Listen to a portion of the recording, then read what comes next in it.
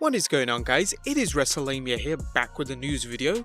And as always, there's lots of things happening in the wrestling world before one of the biggest pay-per-views of the year, so let's get straight into it. In today's news, we look at whether Roman Reigns' attacker might have been accidentally leaked by WWE, and it might not be Daniel Bryan, WWE making last-minute changes to Summerslam, the return of the Big Red Machine, good guy Vince, Roman Reigns shooting on Jon Moxley and AEW, the real numbers behind AEW's recent sellout, where's the bad guy Scott Hall, and some WWE 2K20 news including 34 confirmed wrestlers and pre-order prices.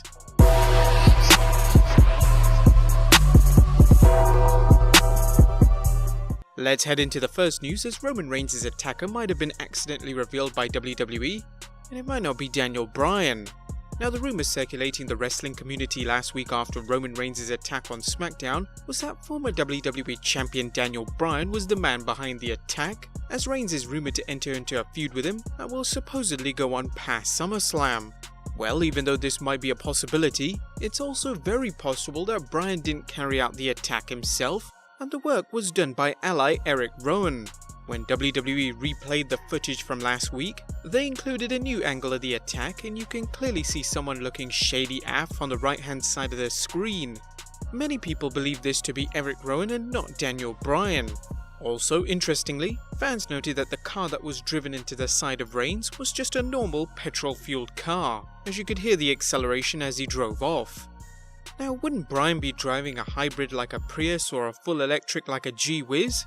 Mind you, with the G-Wiz, the driver would have come out worse from the crash. What do you guys think? Is this just a swervus? Would it have been too obvious if it was electric? Next up, WWE made some last-minute changes to SummerSlam. Now, we just had the go-home episode of Monday Night Raw, and we still have SmackDown to hype or add some additional matches. Not that it needs to, as we already have 9 matches set, all singles by the way, with Goldberg replacing The Miz to squash, well, we mean face Dolph Ziggler. But according to Meltzer, the women's tag team elimination match was supposed to be set for SummerSlam, but WWE made a decision to air it on Raw instead. He mentioned on the Wrestling Observer Radio, for whatever reason I guess they decided to move it off the pay-per-view. I guess to give it more time and put it on TV. So I don't know if we're done to 13 matches on the pay-per-view, but it's probably a good thing to take on one match off the pay-per-view anyway. 13? We only have 9 at the moment. Which matches could be added? Well, it could include the Cruiserweight Championship, and both the Raw and SmackDown Tag Team Champions seem to be missing off the card entirely. Next up, the return of the Big Red Machine. With Glenn Jacobs being elected mayor of Knox County, Tennessee, it's no surprise that you haven't seen him around, apart from the occasional match where he returned to team with The Undertaker for Saudi Arabia's Crown Jewel event. Whilst we thought the Big Red Machine had hung up his wrestling boots for good to concentrate on his mayoral duties, that doesn't seem to be the case, as Kane will be returning to WWE for a house show in Louisiana on August 24th. We're not sure what the reason is behind this one-off return, especially at a house show, but it could be in preparation for the next Saudi event, which is confirmed to be Crown Jewel 2019, and it's possible that Kane wants to dust off some of the old ring rust. But that was one demon, but what about another, as Vince McMahon proves he's a good guy. Now, if you watch some of our previous videos, you might be aware that Vince, though out of touch, is certainly not the ogre he represents on television and does indeed care for his wrestlers.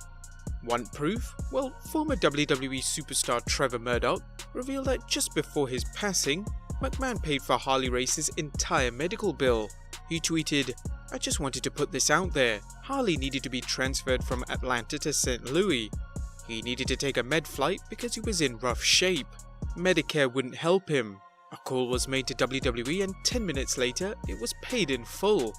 Vince McMahon never blinked an eye. He wanted to make sure Harley was taken care of. Thank you, Vince. You gave me 2 more days with Harley. Hashtag thank you WWE and hashtag everyone should know. Yeah, they really should. That was actually quite a selfless gesture. Well done, Vince. Our next story looks at Roman Reigns shooting on both Jon Moxley and AEW. Roman Reigns has been very busy of late in and out of the ring, whether he's appearing in the new film Hobbs & Shaw, sharing the cover of WWE 2K20 with the man Becky Lynch, dodging falling stage equipment backstage, or trying to survive hit and run attacks. The WWE's big dog never slows down.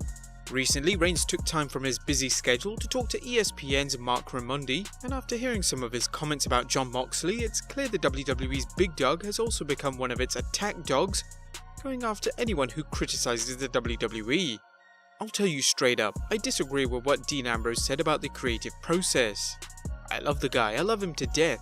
He's my brother, and wrestling ain't gonna stop that. On a personal level, me and that dude can hang out, have a beer or two and just talk.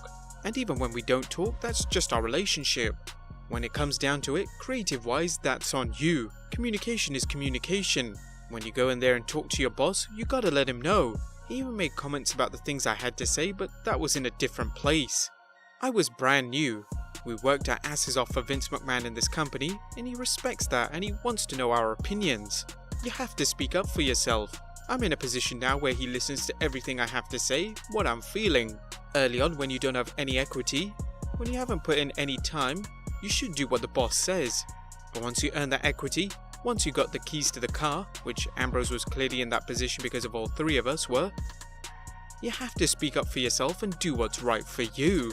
Now, he seemed to have kept his cool with Dean Ambrose, but he still had some harsh words for AEW, believing it not to be competition in his eyes.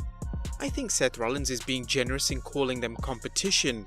I don't want to get too deep into this, I said it before, it's an option and that's great for professional wrestlers, pretty cool for fans.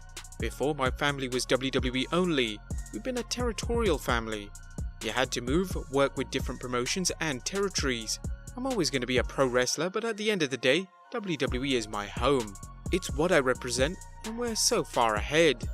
While it's great that you support your own company and you're obviously not going to say something bad, Rollins and Reigns have just become corporate yes men, defending WWE at every avenue. WWE is certainly not perfect, and there are some things that deserve criticism. But anyway, on to the next story, as the real numbers behind AEW's recent sellout are revealed.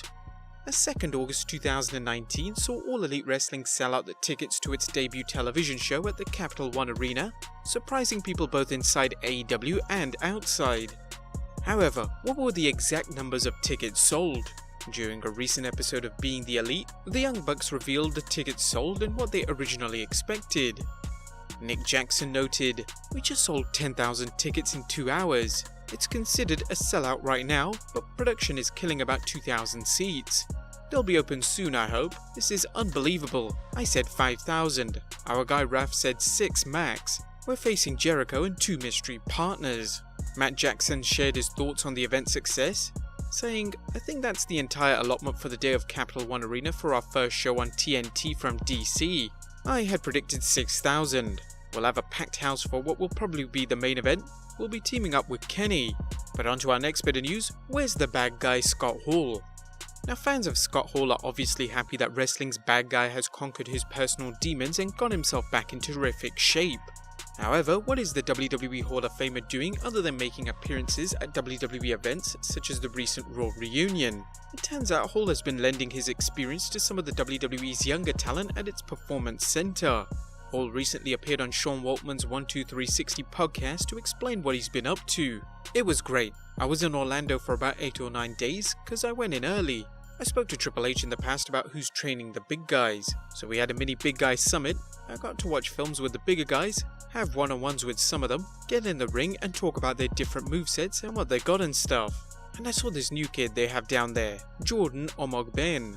Big kid, about 7'4" and about 440 pounds, just a monster, and I was there for his debut match. I got to produce it, and it's just that connection. You know how it is when you connect with a guy and when he doesn't know anything and you teach him something, and then you have a relationship with that person for the rest of your career. Even if you never have lunch together, you never travel together, but you can point across the locker room and go, "I'll work with them." I mean, we realized years ago it's not show friends, it's show business. We all don't have to get along, but we can do business together. It's great to hear that Hall is sharing many of his years of experience, and don't be surprised to hear his name mentioned by a future star when they talk of who helped them become a WWE superstar. But moving on from the real world of wrestling to the virtual world, there is so far 34 confirmed wrestlers for WWE 2K20. Now, WWE's newest addition to the 2K series will be set for release on 22nd October 2019, and the game will no doubt feature an extensive roster, probably the biggest to date. The entire roster hasn't been revealed, but so far, these wrestlers have been confirmed.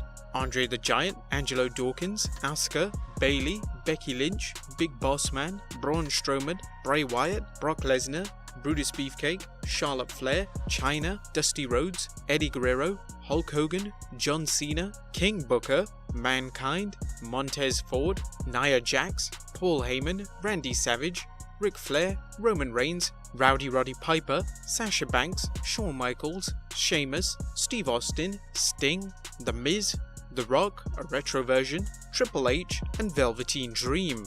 But that was the roster. What are we looking at in terms of pre-order prices? Now for gamers or parents of gamers wondering how much WWE 2K20 will set you back, the deluxe edition is listed at $89 for PS4 and Xbox One, and the regular edition is listed at $59 for PS4 and Xbox One. Currently there's no word on what the special edition will cost as of this video, but we'll let you know as soon as it's revealed. But there you have it guys, the latest wrestling news. Let us know your thoughts on the stories, subscribe if you haven't already, follow us on Instagram and Twitter, and I'll see you next time with some more wrestling content.